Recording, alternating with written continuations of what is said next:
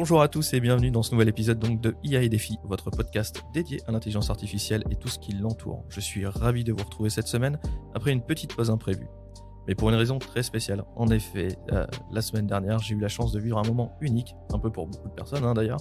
C'est la naissance de ma petite fille et je dédie du coup cet épisode à Olivia, ma petite princesse.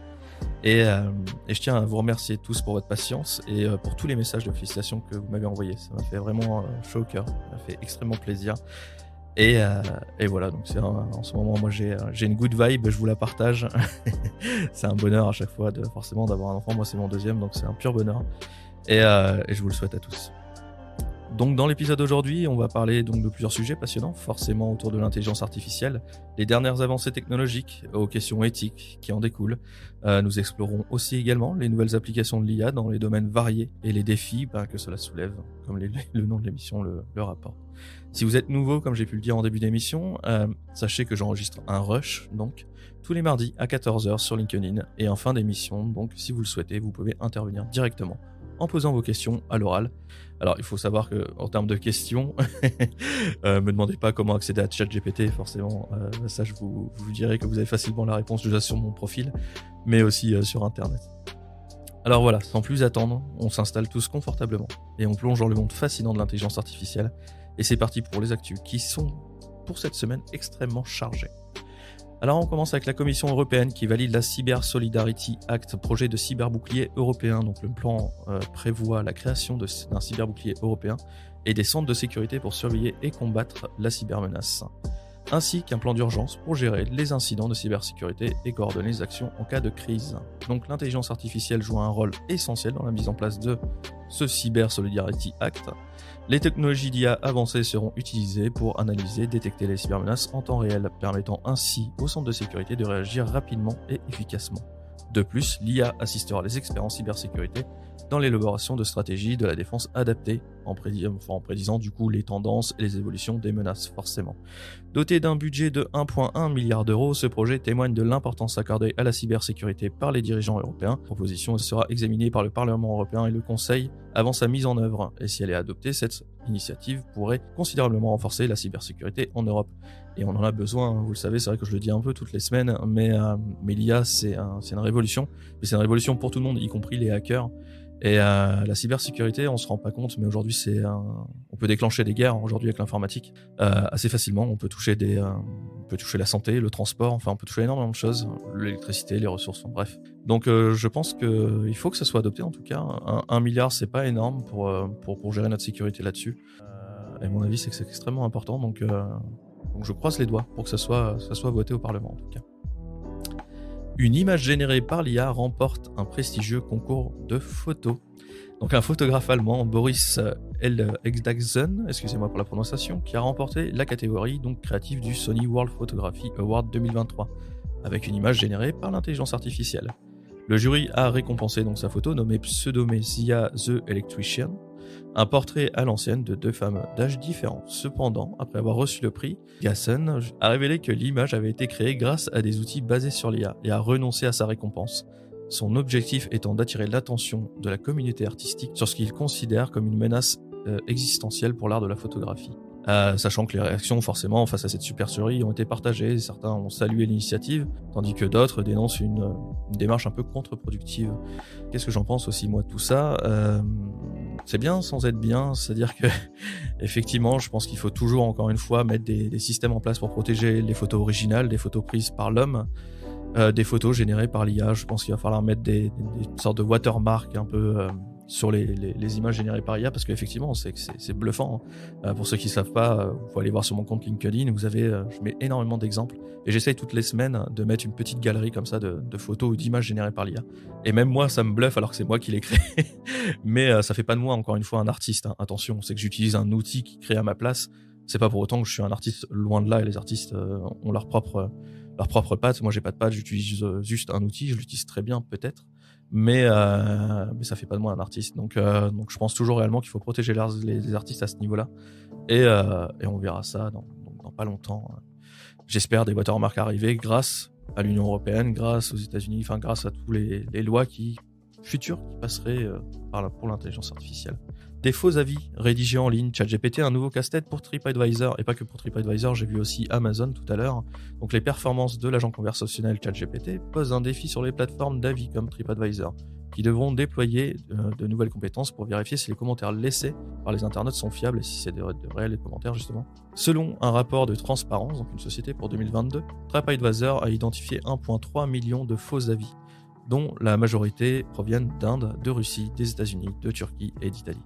Et vous doutez bien que c'est ChatGPT qui est une grande partie derrière ces faux avis et que tout est automatisé justement grâce à ChatGPT ou à cause de ChatGPT. Et TripAdvisor du coup affirme que son équipe Trust and Safety continue de surveiller l'utilisation de ces outils de la plateforme sur la plateforme et prendra toutes les mesures disponibles pour protéger l'intégralité de la marque. TripAdvisor c'est un peu leur fonds de commerce, les avis, donc si tous les avis deviennent faux, ça devient compliqué pour eux. Pareil, je ne vois pas comment ils vont pouvoir contrer tout ça, donc j'ai un peu d'inquiétude pour TripAdvisor. On verra, je vais suivre le dossier très près, en tout cas c'est très intéressant. Alors des soignants débordés mais confiants dans l'intelligence artificielle. Pulse Life, une health tech, française, a publié un baromètre à l'occasion de la Journée mondiale de la santé. La majorité des professionnels de santé estiment que la qualité des soins en France se détériore, mais beaucoup pensent que l'IA peut les aider. Alors Pulse Life, fondé en 2014 à Lyon, développe un moteur de recherche médicale avec une IA très puissante et un écosystème d'applications cliniques pour aider les soignants à accéder à des informations personnalisées et prendre des décisions cliniques éclairées. Les résultats du baromètre indiquent que 80% des soignants pensent que l'IA peut les aider au quotidien, bien que 73% ne fassent pas confiance au modèle ChatGPT développé par OpenAI. Les professionnels de santé considèrent la surcharge de travail, le manque de moyens et le moral en berne comme les principales raisons de détérioration de la qualité des soins.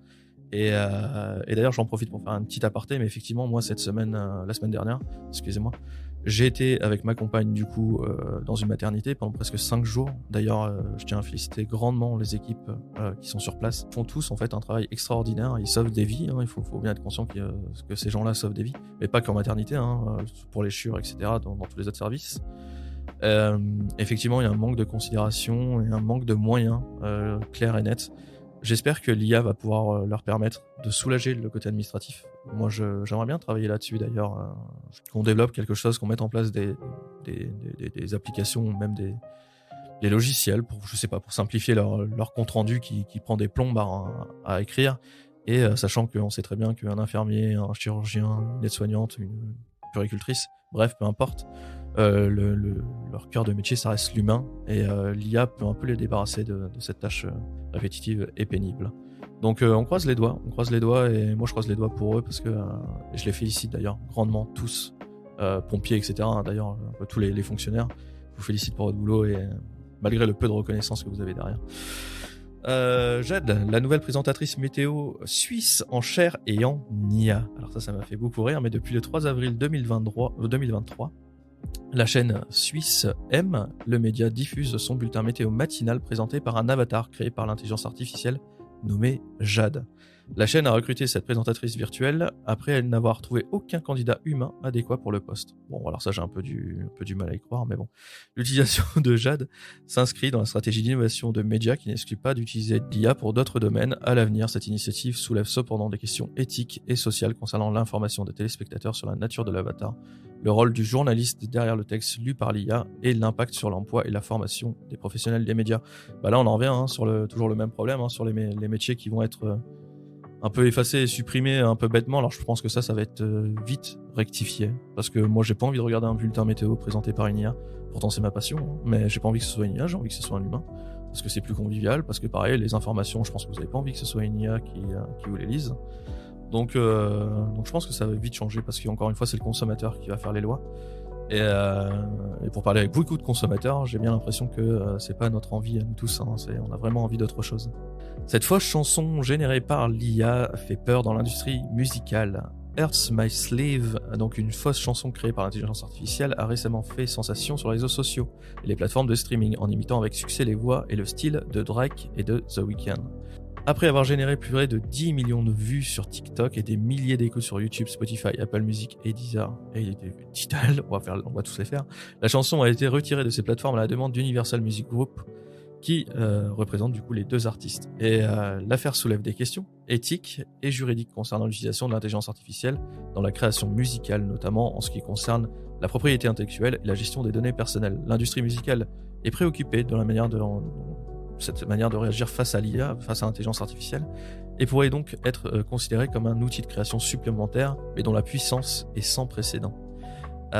Sachant que j'ai précisé qu'il existait un vide juridique qui est conséquent autour de l'intelligence artificielle et son utilisation, et il est nécessaire de relever ce défi pour mieux encadrer l'IA et répondre aux questions soulevées. En attendant, certains pays et villes comme l'Italie, Montpellier, prennent des mesures radicales pour bloquer l'utilisation de ChatGPT, de l'outil phare de l'IA. Bref, ça je trouve ça stupide, et je vous l'ai déjà dit dans l'épisode précédent. Je vais pas me répéter, mais effectivement, supprimer ChatGPT, c'est aussi supprimer la connaissance à beaucoup de monde. Qu'est-ce qu'on peut en dire de tout ça? Effectivement, l'IA dans la musique, c'est fou, mais je pense qu'il faut que ce soit un outil. Je pense que du coup, il va falloir pareil, mettre des lois en place pour interdire l'utilisation de la voix de certains artistes. Je pense qu'une voix c'est unique, et justement l'IA arrive à reproduire cette voix unique, mais c'est facilement du coup protégeable aussi. C'est-à-dire qu'on peut protéger cette voix en disant que si elle est utilisée dans quelconque autre média, sans l'accord de l'artiste ou de la maison de production, dans ce cas-là, ça va au tribunal et puis point barre. Je pense qu'il y a des choses qui sont quand même relativement faciles à faire, c'est à nous aussi de prendre les choses en main. Le machine learning permettrait bientôt de créer des films entiers. Dans cet article, donc Antoine Gautry explique que le machine learning avance rapidement. Donc le machine learning, pour ceux qui ne savent pas, c'est une IA qui apprend par elle-même à force de répéter et répéter les mêmes scénarios. Je vous mettrai d'ailleurs bientôt une formation là-dessus, justement pour comprendre justement toutes ces IA qui arrivent très bientôt. Et pourrait bientôt permettre de créer des films entiers grâce aux progrès réalisés par les modèles d'IA comme ChatGPT ou Midjourney. Lors de conférences sur la vision par ordinateur, la reconnaissance des motifs, Nvidia a présenté ses travaux sur la génération de vidéos entières. Le système complexe utilise plusieurs modèles d'IA distincts, dont un modèle de diffusion latent LDM, et un second système qui analyse des milliers d'heures de contenu pour définir des règles permettant de créer des images d'une manière fluide et cohérente. Et moi j'ai pu voir les premiers tests réalisés par Nvidia, et ça fait une sorte de dashcam en fait. Et c'est fou comme c'est très cohérent, c'est-à-dire qu'on arrive quand même sur une cohérence de l'image créée par l'intelligence artificielle qui est extrêmement puissante, clairement on peut le dire. Et c'est beau. Alors effectivement, on voit que pour l'instant c'est encore très très primitif comme technologie, mais il faut pas oublier que l'IA avance à une vitesse folle. Et rien ne dit que dans un mois, on sera pas capable de créer carrément une série ou un film uniquement fait par l'intelligence artificielle, c'est-à-dire sans l'intervention d'un seul humain. Bien évidemment, c'est pareil, il faut que ça soit précisé. Moi, j'ai pas envie de regarder des œuvres créées par l'IA. J'aime mes films avec mes acteurs, etc., parce que c'est de l'humain et que ça, l'IA pour l'instant. Voilà, j'ai besoin d'humains encore. L'IA pour remplir les bulletins des élèves, une bonne idée? Alors ça, je vous pose la question. Dans cet article, Manon Carpentier explique que de plus en plus d'enseignants au Royaume-Uni utilisent l'intelligence artificielle pour rédiger des applications de bulletins scolaires. Plus d'1 millier de professeurs se sont inscrits sur RealFast Report, un logiciel créé en 2022 par 2 anciens enseignants pour générer des évaluations personnalisées et uniques pour les élèves. Bien que cela puisse faire gagner du temps aux professeurs, de nombreux parents d'élèves sont mécontents de cette utilisation de l'IA, arguant justement que les appréciations devraient être rédigées par des humains. Ouais. Alors moi je pense que c'est pareil, c'est plus une facilité, ça accélère aussi le processus, ça leur permet un peu plus de se concentrer peut-être sur le contenu des cours donnés, à la rigueur on peut dire ça. Après voilà, si l'application est bien faite, c'est-à-dire que c'est pas juste une IA qui rédige au hasard des avis, pas des avis, mais au hasard des commentaires. Non, je pense que le professeur doit mettre quelques mots qui définissent bien l'élève en fait pendant l'année où il l'a eu. Et le logiciel, lui, crée des phrases plus lisibles, plus sympas pour les parents. Mais il faut pas oublier que non, l'humain reste extrêmement important, forcément. Et dernière petite actu, petite mais énorme actu, c'est une IA qui est capable de faire la guerre. Palantir, la société dirigée par le milliardaire Peter Thiel, a lancé Artificial Intelligence Platform AIP, un logiciel destiné à faire fonctionner des grands modèles de langage comme GPT-4 et des alternatives sur des réseaux privés. Dans une vidéo de présentation, Palantir montre comment une armée pourrait utiliser AIP pour mener une guerre. L'opérateur utilise ChatGPT, donc le chatbot, pour ordonner la reconnaissance par drone, générer plusieurs plans d'attaque et organiser le brouillage des communications ennemies. Palantir ne vend pas une IA ou un grand modèle de langage spécifique à l'armée, mais propose d'intégrer des systèmes existants dans un environnement contrôlé. L'AIP est conçu pour déployer des systèmes dans des réseaux classifiés et des dispositifs à la périphérie tactique, analyser les données classifiées en temps réel et de manière responsable, légale et éthique. On va vous dire que j'ai beaucoup de mal sur le éthique à la fin quand on parle de guerre. Mais ça y est, enfin de toute façon je vous l'avais dit, hein, ça fait déjà plusieurs semaines que je vous préviens, l'IA c'est quand même principalement financé par les armées, hein, il faut pas l'oublier. On n'en est pas encore aux drones tueurs, aux robots tueurs, etc. Bien évidemment, mais ça arrive. Ça arrive, il y a beaucoup de choses qui sont en préparation. Avec Boston Dynamics aussi, justement, les robots que vous avez pu voir sur Internet. Mais moi, je me méfie de tout ça. Et encore une fois, ce sera à nous, au peuple, de se soulever.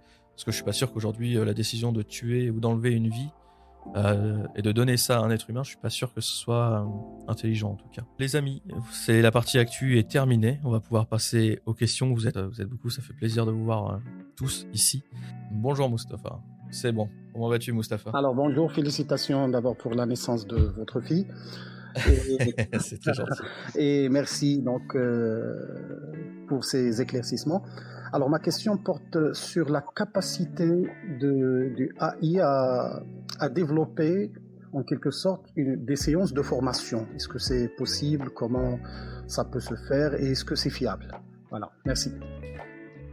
Pas de souci, Mustapha. Alors oui, c'est possible, sachant que moi, je suis formateur, je suis formateur consultant et je fais aussi du coup ce podcast. Mais mes formations, pour une partie, mais moi je l'utilise effectivement pour travailler, je l'utilise pour créer mes formations. De là à dire que, en fait, l'IA, c'est simple, fait 80% du travail et je fais les 20% qui restent. Les 20% qui restent, c'est le contenu. C'est-à-dire que moi, je lui demande un contenu précis. Je lui demande un contenu précis et elle s'occupe de la rédaction, de la mise en place, de la mise en forme, sachant qu'après, bien sûr, moi, je peaufine. Oubliez pas que vous êtes toujours un artisan et que l'IA, ça reste un outil, c'est ce que je précise aussi dans mes formations. Ne demandez pas à l'IA de tout faire à votre place, parce que l'IA peut faire des bêtises et elle en fait, même si elle est très précise. Aujourd'hui, si quelque chose ne fonctionne pas avec l'IA, oubliez pas que vous êtes seul responsable. Imaginez ça comme un marteau. Vous êtes responsable de ce marteau et si vous plantez si vous tapez le doigt, c'est votre problème. C'est pas le problème de l'IA ni du fabricant de cette IA. D'ailleurs, OpenAI n'est pas responsable de l'utilisation que vous en faites. Vous êtes seul responsable de tout ça. Donc oui, c'est extrêmement utile. C'est pour ça que moi je l'utilise. Je l'utilise au quotidien. Aujourd'hui, ChatGPT, quand moi j'allume mon PC pour travailler le matin, ChatGPT est sur un seul écran et je l'utilise tout le temps. Donc oui, c'est très utile. De là, pareil pour les enseignants. Je vois que des professeurs, beaucoup de professeurs commencent à l'utiliser pour rédiger leurs cours. Ça les aide énormément, ça leur fait gagner un temps fou. Et surtout, pourquoi s'en priver? Pourquoi s'en priver si derrière on laisse ce côté, encore une fois, humain, si on laisse sa patte, entre guillemets, je vois pas l'intérêt de s'en priver pour te répondre, Mustapha. Bah vas-y, on commence par toi, Aurélie, vas-y.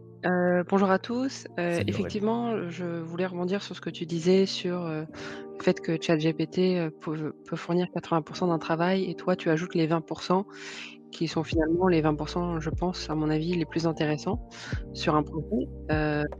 Et en fait, j'ai découvert ChatGPT ce week-end.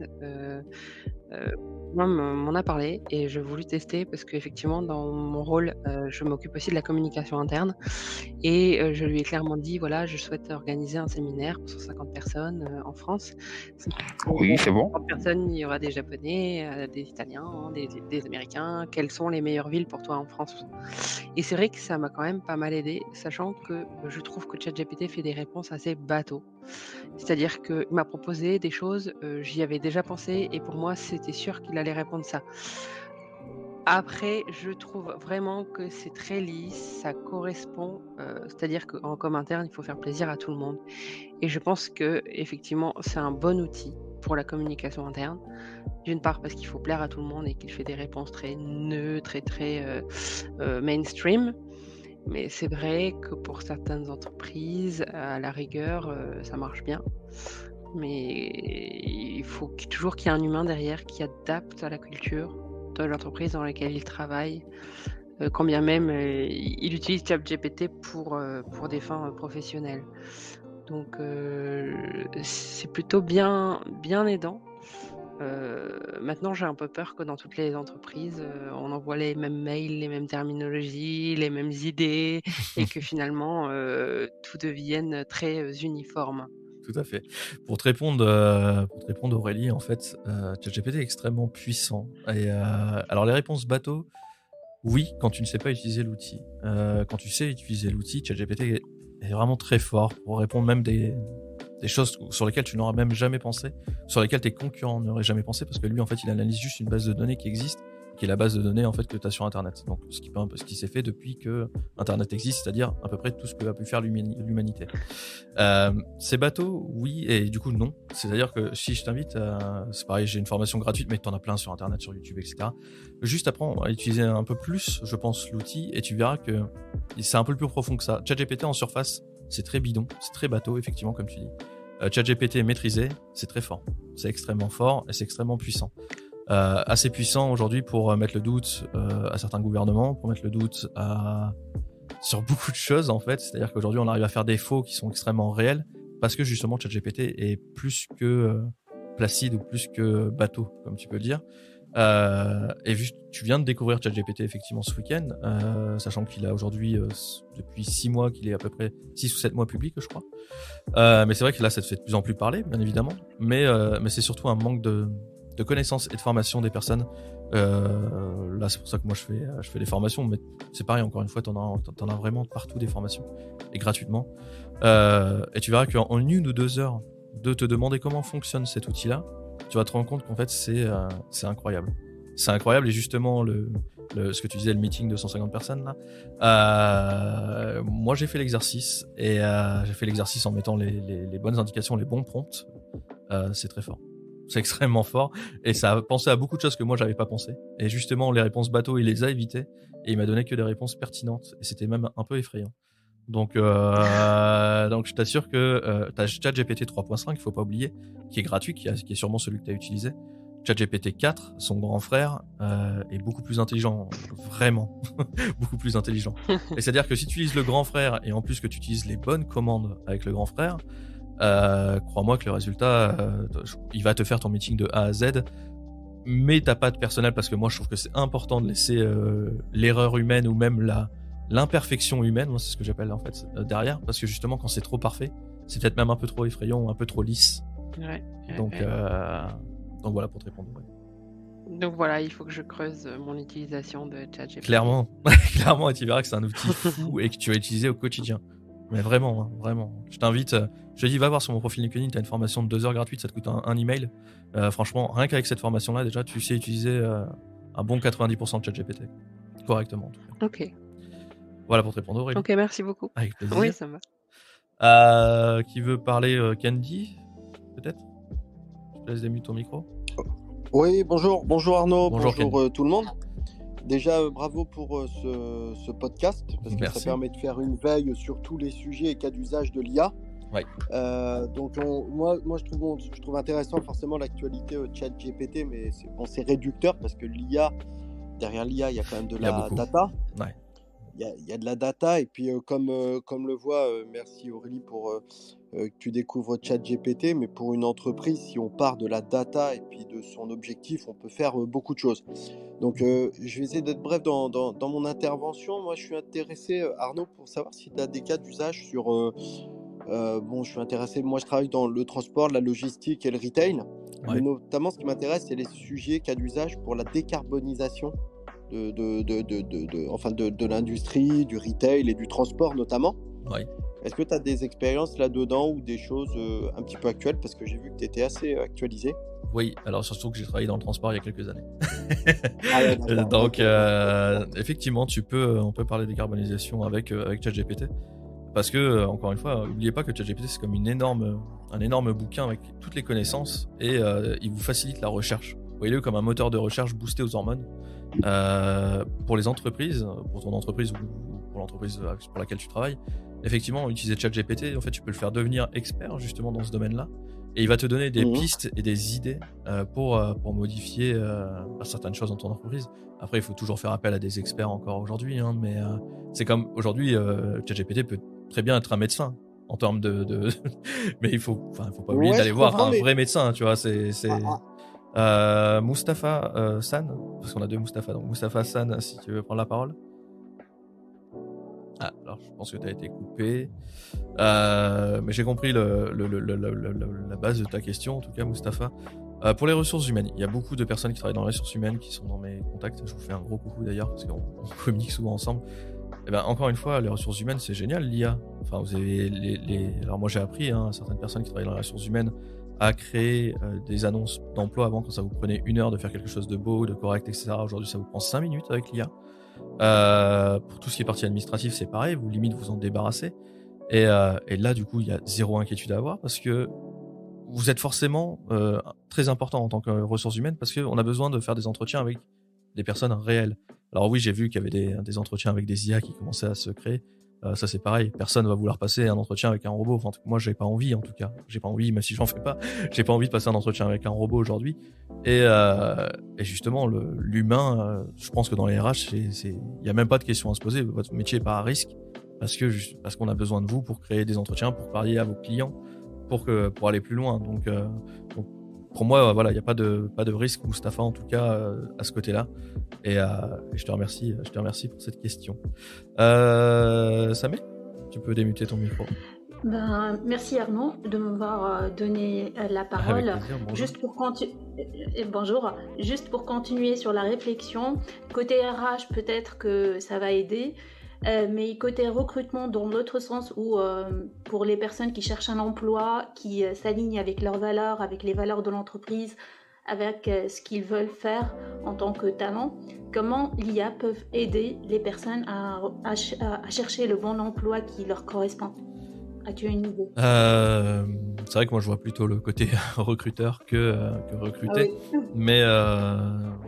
Mais déjà, encore une fois, c'est vos CV et vos lettres de motivation vont plus être pris en compte. Aujourd'hui, les lettres de motivation, déjà que ça c'est de moins en moins, mais ça va être encore vraiment, c'est amené à disparaître.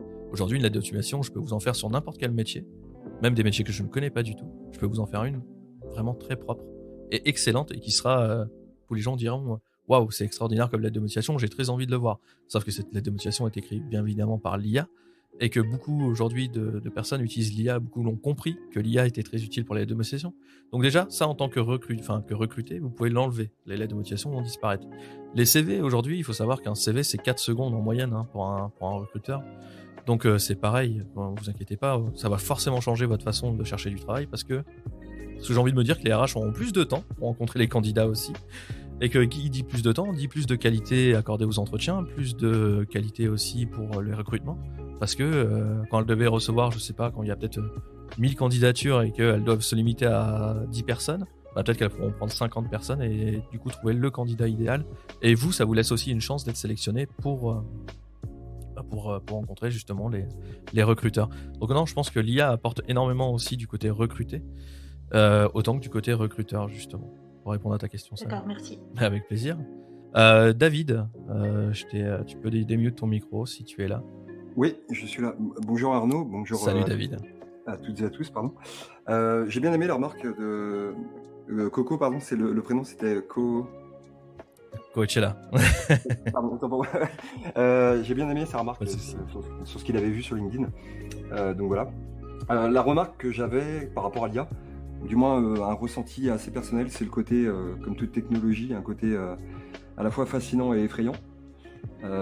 Fascinant par rapport au fait qu'on est capable de réunir au travers de modèles mathématiques, de faire des liens entre toutes les capacités de l'humain, toutes les découvertes de l'humain. Il y a ce côté, voilà, c'est ce côté-là qui est fascinant. Le côté effrayant, je dirais, pour ma part, c'est plus le côté de la créativité.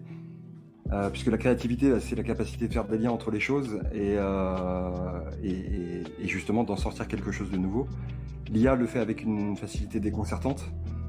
Donc je pense que pour des gens qui ont un côté artiste dans l'âme, il y a plus cette recherche-là, il y a plus cette magie-là.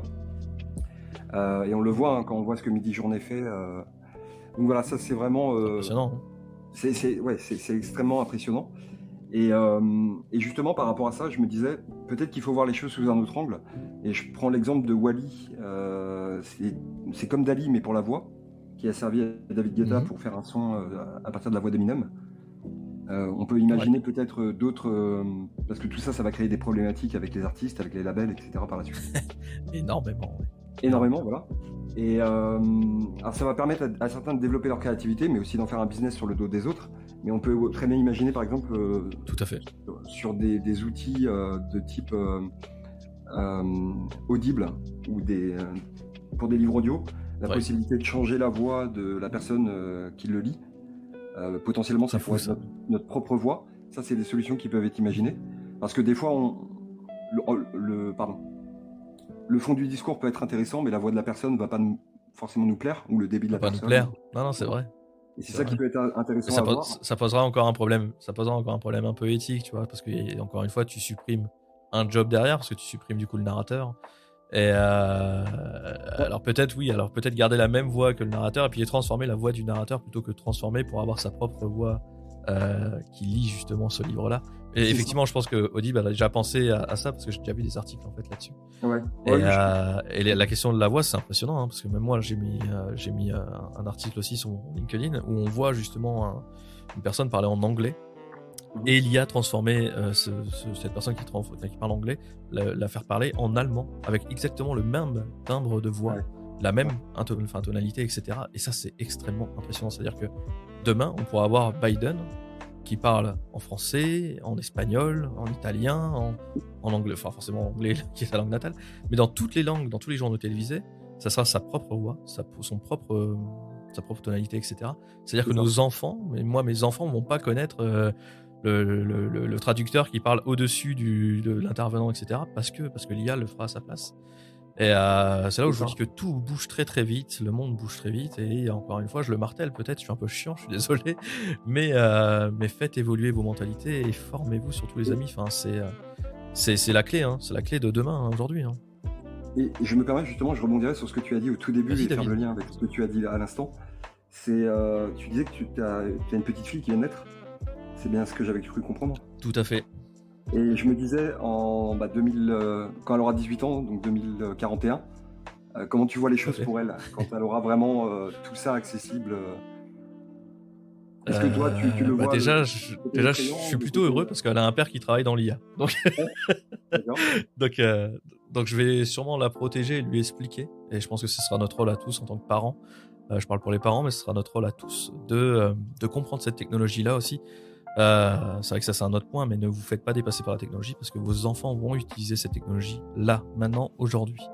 Si vous faites dépasser par cette technologie, vous serez incapable de les protéger face à ça. Ça s'est vu hein, avec Instagram, avec Snapchat, etc. C'est des technologies que les parents ne maîtrisaient pas. Et il y a eu des dérives sordides et autres, hein, parce que justement les parents ne maîtrisaient pas la technologie, ne comprenaient pas la technologie. Aujourd'hui, ne faites pas la même erreur. Vous avez encore une fois accès à des formations de partout sur l'IA. Apprenez avec vos enfants. Enfin, apprenez avec vos enfants parce qu'il faudra leur expliquer que voilà, l'IA, ça fait des choses extraordinaires, mais ça peut aussi faire d'autres choses qui sont un peu moins bien, même beaucoup moins bien sur certains aspects. Donc non, comment je vois ma fille à 18 ans, je vois un papa qui est très protecteur et qui va tout faire en tout cas pour lui expliquer les tenants et les aboutissants de l'intelligence artificielle, comment l'utiliser intelligemment. Et c'est surtout, c'est vrai qu'on en parlait dans un épisode précédent, mais oubliez pas l'imagination. Moi, ma gamine, faites ce que vous voulez, chacun éduque comme il veut, mais elle touchera pas à une tablette ou à un écran avant au moins 7 ans. C'est ce que je me suis fixé, et pourtant je suis un geek. C'est-à-dire que là, devant moi, là, j'ai 4 écrans, les amis, j'en ai pas un, j'en ai 4. Donc pour vous dire à quel point je suis geek. Mais pourtant, je sais que mes enfants, je vais les protéger de ça parce qu'ils vont déjà, à partir de 7 ans, être plongés dans l'intelligence artificielle, la technologie, etc.